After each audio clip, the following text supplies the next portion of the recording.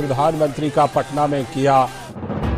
नमस्कार दोस्तों, बिहार के बेटा कहे जाने वाले मनीष कश्यप को पीएम प्रधानमंत्री नरेंद्र मोदी ने आकर बचाने का प्रस्ताव किया। और मैं आपको बताते चलूं कि साथ में पवन सिंह पावर स्टार ने भी मनीष कश्यप को जेल से रिहा करने की कोर्ट से काफी ज्यादा दरख्वास्त की है। पवन सिंह भी मनीष कश्यप के सपोर्ट में उनसे मिल। पवन सिंह पावर स्टार ने मनीष कश्यप को इतनी ज्यादा सपोर्ट की कि जो कि भोजपुरी इंडस्ट्रीज के कोई भी कलाकार नहीं किया। और मनीष कश्यप का कहीं ना कहीं पवन सिंह के साथ कुछ संबंध था, इसी को लेकर पवन सिंह पावर स्टार ने मनीष कश्यप का साथ दिया।